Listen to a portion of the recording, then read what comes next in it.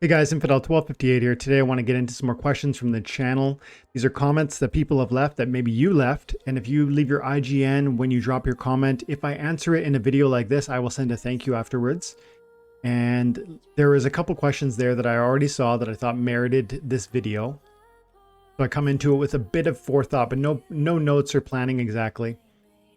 A couple funny ones, and then one detailed conversation. I think it's going to be a shorter video. Still, as you know, probably I'll get going and maybe it'll be a 10-minute video. But we're going to focus on Paul's comment here. He's got 2 points that he's going to raise, but there's 2 quickies here that I'll start it off with. Before I do that, though, my name is Dwayne Cunningham and I go by Infidel 1258, and you can just call me 12. But we cover Splinterlands all day, every day, because this game has actually changed my life financially, and I really believe that because of how it works, it can change your life also. And that triggers a lot of exuberance and confidence, but nothing I say is ever, in my opinion, my final opinion. And it's really important that I preface this entire video with this thought now, because actually some of the comments here are around perhaps my constant nature of positivity, but that positivity is based on years and years of the developers of this game showing us who they are and what they're aiming at, being transparent, and a growing degree of confidence that I personally have developed from playing and enjoying and watching this game grow. And so, as I've said, probably I'm going to say 100 times on the channel, if you don't share my confidence with this game, if you don't believe it's both fun and has a future, then everything I say about this game should be set aside, because the foundation of every conversation I'm bringing to this conversation, to this channel, is that this is a fun, entertaining game, and that it has an opportunity to change your life financially, because it is going to be here in the future.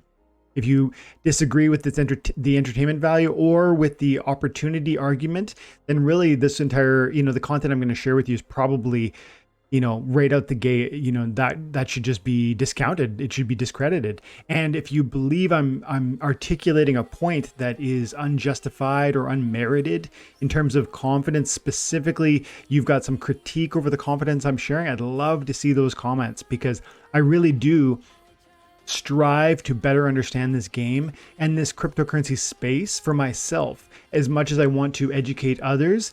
This is a journey that I'm walking that I actually want to get better at. So I really do receive and hear the comments and critiques that I receive in the comment section. And so if that's you and you have some pushback, drop it. I'd love to see that. I'd love to kind of go back and forth with you and either test my own thesis through the fire of critique, or 2, perhaps change your mind in terms of what you're seeing, if that's logical. I don't want to believe this. If my opinions aren't true, I don't want to believe them. And I think you probably feel the same way. So with that out of the way, let's answer 2 quick side questions, and then we'll get into the main question, which is around utilizing Hive and effectively to move into bigger position within Splinterlands, and then how to manipulate the PeakMonsters website. So that'll be the tail end, maybe the focus of this video, but there's 2 quick ones here. 2 critical conversations. Jeremy Bowen says, this isn't a video where I didn't frequently ask questions, and I talked about DEC, I talked about chaos packs, I talked about collection power not being an issue down the line, and that currently there seems to be too many. The card prices are dropping. The CP to dollar ratio is getting cheaper and cheaper. So the question really is a critique around my confidence. And he says, you're jumping the gun, Dwayne. You're assuming too much. There's been next to no upturn in the pack sales over the last 5 weeks. The reason to buy are there, but it's not happening. So, I have to unpack some of the thinking here. It's not like a detailed, long conversation that he's dropped. It's really a short sentence that I have to fill in some of the blanks or some of the presuppositions that he's bringing to the table. But when he says I'm jumping the gun, in the video I talk about moving from investing in DEC in the short term, enjoying 30 or 40 days worth of SPS airdrop, and then liquidating that DEC into Chaos Legion packs using an arbitrage play here by buying them through the shop. And you can do that by acquiring DEC any way you see fit. Hive engine is what I've done in the past. I've got 2.8 million DC on my main account here. And I did that using fresh fresh fiat.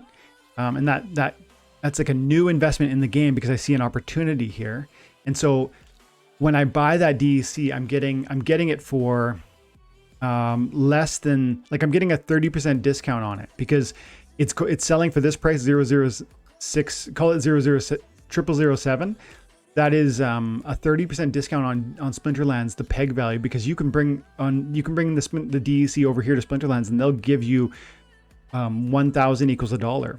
And so I can instantly make 30% on the trade-in value of that DEC through Splinterlands. And that's the play he's being critical of. He's saying that, you're right, that's an interesting option, but it doesn't make any sense at this moment because the uptick in sales don't justify it. First thing, right out the gate, it's irrelevant whether the uptick in sales justify this. That was never my point. It isn't wow, the packs are selling out quick, buy them now. That's not what I said. And if I was to try and really I guess steelman the comment, it's like I would have to frame it around, like he says right here that the uptick in sales it hasn't been substantial, and so that there's no reason to buy. The reasons to buy are there. That's him admitting the DEC arbitrage is interesting, but no one's doing it. Okay, so, but that doesn't matter to me. It doesn't matter to me if other people see the opportunity that I see. It matters that I see an opportunity, and therefore I'm going.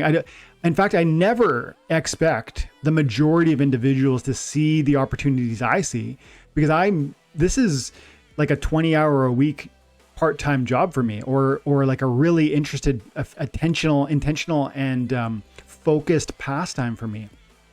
And so I never believe, in fact, I always believe that my own observations, I trust my own observations, and two, I've never seen that the average person sees what I see. That's why I've had such a significant success in this game already, as well as cryptocurrency broadly, and probably in other ventures also. And that's just me speaking as confidently, but also as straightforwardly as possible.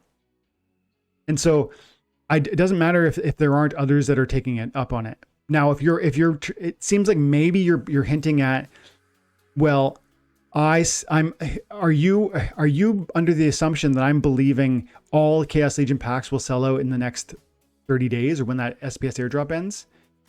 Maybe you're bringing some of that to the conversation. You're saying, the tone of how I spoke in that video implies that when this airdrop ends in 35 days, all the DEC accumulated in all those different accounts is going to just be instantly dropped into Chaos Legion packs.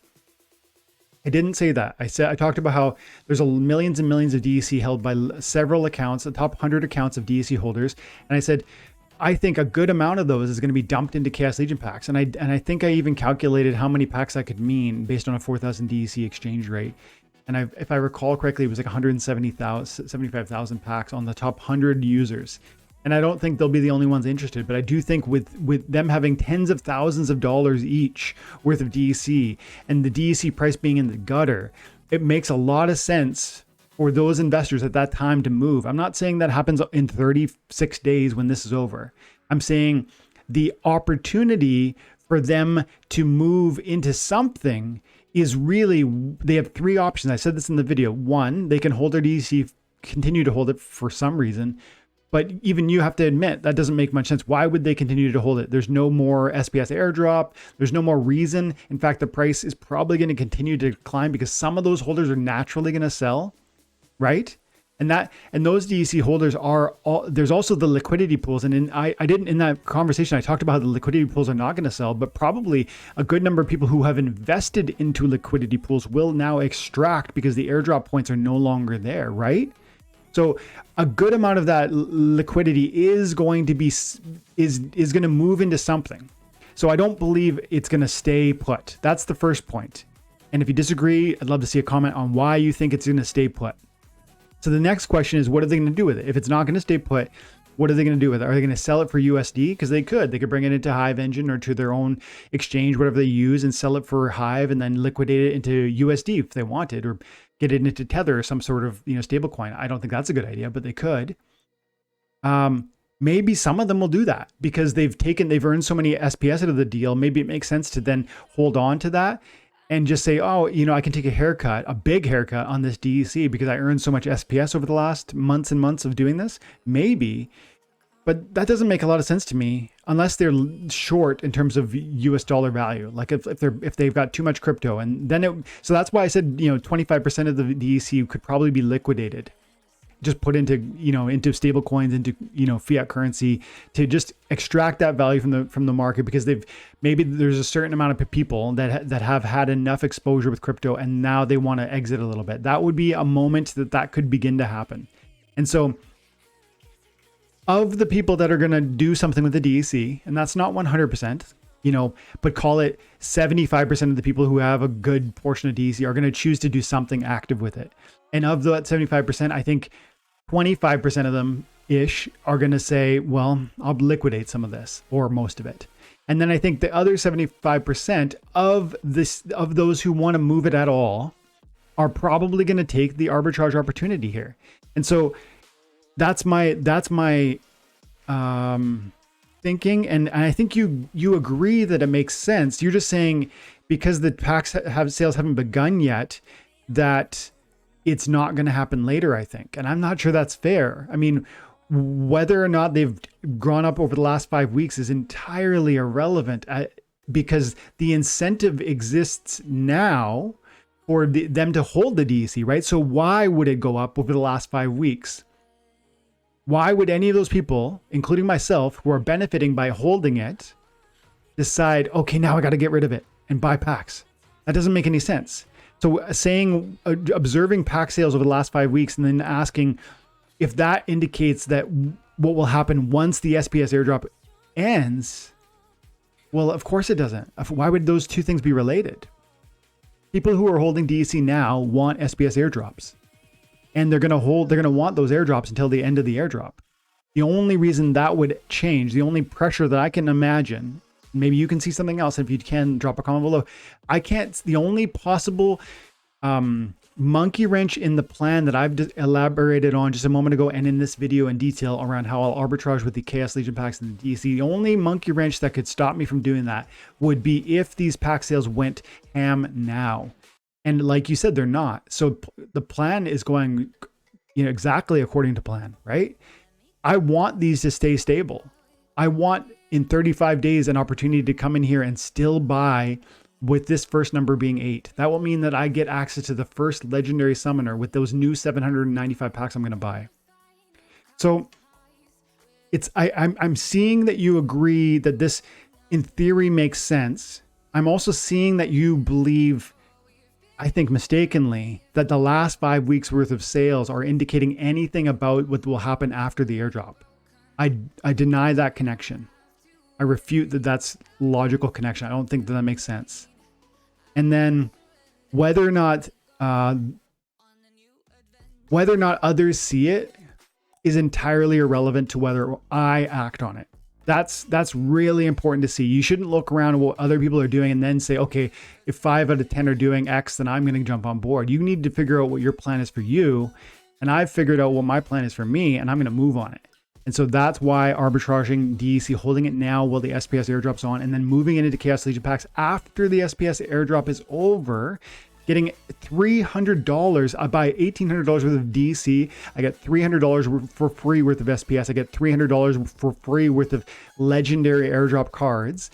That's $600. That's 33% off of the purchase price, right? Because I spent $1,800, I get $600 back. That's 33% discount immediately. And then you have to remember that I get voucher bonuses when I buy the bulk packs. You have to get affiliate bonuses when you buy with your second account. There's a ton of reasons why this is smart. And I think you agree. You're just thinking, maybe you're questioning whether other people are going to move on it. And I think they will, but they're not moving yet. So that actually turned out to be a long answer. But Jeremy, there's a lot there, and I'm trying to understand where you're coming from and then speak into that. So if I misread you somehow and you see this video, I'd love to see another comment. But yeah, I mean, it doesn't matter to me what other people see. I'm moving in my own direction. Like I said in a previous video, like you got to pick a lane or you're just going to fall into someone else's rut. Okay. Shamil says the issue is hyper inspiration. I do indeed think that's an issue that faces this channel on a regular basis. So in this video, we talked about new cards have no value, and that's me really calling out. There was a comment from somebody saying that the value of cards is not going up, and that there's too many cards, and that's a real problem, and it's going to continue to be a problem for maybe forever. And there was a tone of, I'm really hopeful, I love the game, but I have my doubts. That was the tone. And it was a great question. I go into detail in that answer. Maybe it's a 15-minute video, me responding to that. And obviously Chamil feels like I'm just constantly a bull. And I am a bull for Splinterlands. And I will be a bull for Splinterlands so long as those initial comments I made at the beginning of this video, 1, this game remains fun and entertaining, and 2, it has a future and it represents an opportunity moving into the future. And that's going to be an ongoing analysis where I am confronting the developers as I listen to what they say. I'm reading their posts. I'm watching the changes to the game. I'm talking to the community like I am right now. And I'm growing in knowledge about what this game is and where it's headed. And so long as I stay on my confidence, that confidence is founded on logic and analysis and analytical thinking. It's not just, it's not just exuberance in, it's not unjustified exuberance. It's 3.5, 4 years of this game existing. It's the fact that this game survived a bear market. It's the fact that the developers have a good vision for, first of all, that they've made a good game and that they've got a good vision for making it even better. It's that things like land and modern versus wild and vouchers and the built-in utility that they're trying to add there, and new packs and free reward cards for playing the game, and man, 5 or 6 different other things that I've talked about so many times on the channel are really making me feel confident and positive about where we're going. And so, if you don't share that, then I guess you would just, probably not like the content I would be creating, because I am coming at that from as honest a place as I can and saying, speaking publicly about my personal feelings on this game that I'm both invested in and that I'm creating content over, right? And so if you feel I'm being, too confident or overzealous about this game or about where it's going, and specifically on the issue of the inflation of the cards, I've spoken publicly critically about the inflation of the cards. I've spoke publicly critically about the new reward system, and I've actually been kind of flamed over that too. So this is like, it's funny because your comment is kind of saying, there's a big problem with the new inflation rates of the cards. And if you only understood that the reward system was problematic, Dwayne, you would get it and you'd see that this is a problem and you wouldn't be so confident. That's kind of what you're saying. And then simultaneously, over the last 2 weeks, I've done probably 5 or 6 videos talking about how the bronze rewards are way too excessive, which is me saying the reward system needs tweaking, revision, moderation, iteration, and then I kind of get flamed over that too from a different audience, from people who don't like me talking about, the reward system being imperfect. And so I don't really know. I think I just need to set aside both sides of this critique. I need to hear it and then be like, okay, there's not really substantial merit to that, and then set it down. And that's what I'm doing here. But I wanted to respond to Chamil because, maybe this isn't for you, but I'm going to continue to be confident and positive and speaking about the fun and the future of Splinterlands, so long as I honestly believe there's both fun and future here. So long as I honestly believe that there's entertainment and opportunity wrapped up in this amazing blockchain-based video game. And I do, so I'm gonna. Yeah, man. Okay, now let's wrap up with Paul. And Paul said, great discussion, Dwayne, as usual. Every video I find something I didn't know. I have 2 questions. I'm active on Hive and I have liquid Hive that I earn, so I throw it into Splinterlands, and I've always just converted to DEC and bought cards using DEC. But lately someone said I'm mad, and they convert to SPS and then convert to the coins, which which currency is the best way to convert and buy cards? I'm using BSwap at the moment. So first things first, I don't earn a lot of Hive from play. And the second thing is I've never used BSwap. What I do when I do earn Hive or get Hive is, well, for the most part, I'm just stacking it, because I do believe that the Hive blockchain has an interesting and opportunity to be substantially significant at the end of the year too, or not in the future is what I mean to say. And so I'm just slowly accumulating Hive as I earn it from the occasional post, and I don't have a lot, but this is my main account, and so I'm just kind of stacking it. But if I do ever see fit to do that, what I'm usually doing is I'm going into Hive Engine, and I'm just liquidating into, and you're going to pay a penalty on coming into Hive Engine. When you come in here and you go to deposit, you're actually going to, let's see, I think it's 1%. There's a 0.75% fee on deposits. And so if you were to put in 100, yeah, you're giving up 0.75% fee. So if you send in 100, you're going to get 99.25. And then I'm liquidating into DEC through here, and that DEC will not be charged when you withdraw. So you can move it from here into your main account using this function over here. You go into cards. Actually, no, it's right in here. And then it would say right there, Hive Engine 2.8 million, and you'd put your amount you want to remove. You want to go from Hive Engine, you want to transfer in. And so that's what I'm doing.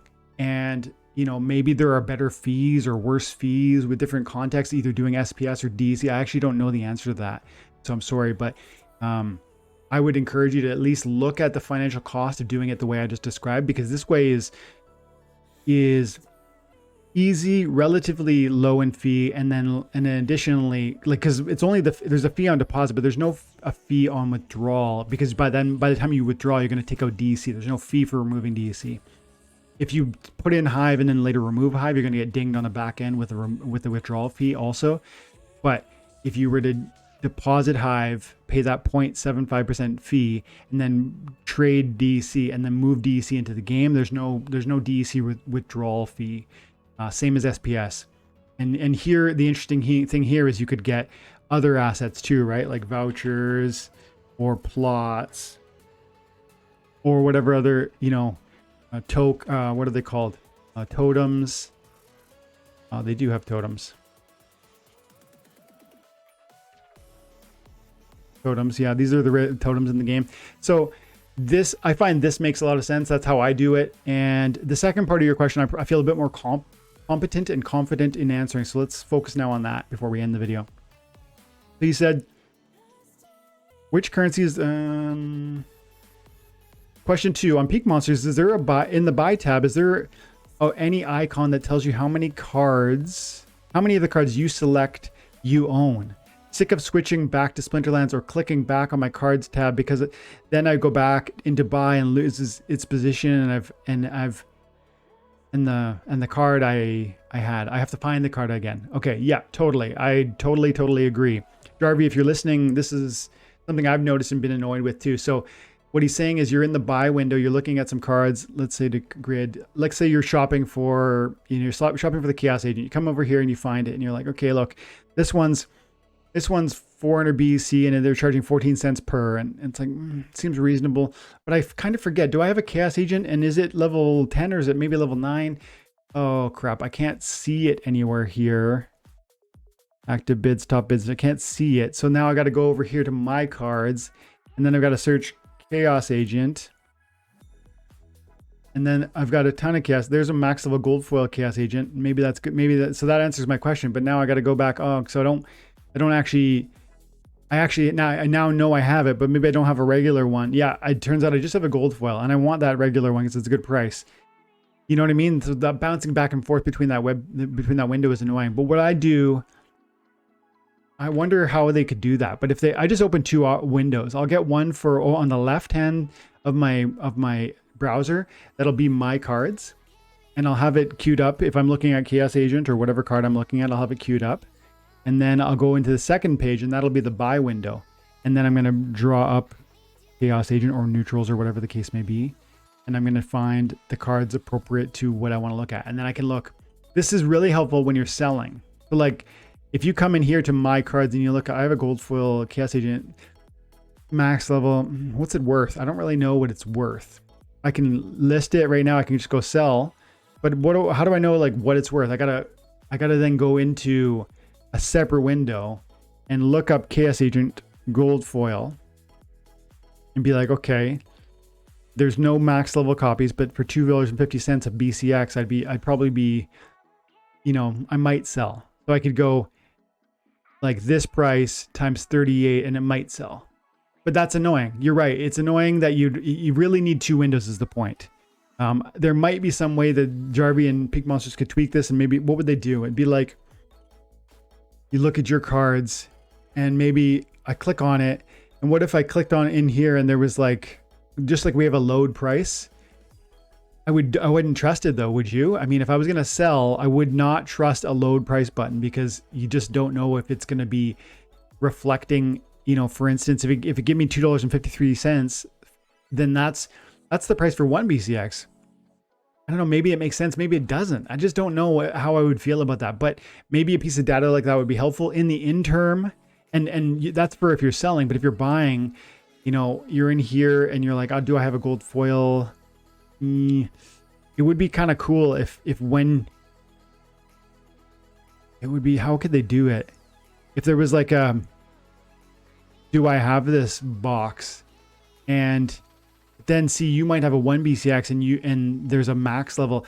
I don't know how you'd reflect that data. So I don't see any obvious way that exists now, or even an obvious way to solve the problem through coding with PeakMonsters. But I do see one easy answer, and it's what I do, which is operating 2 windows.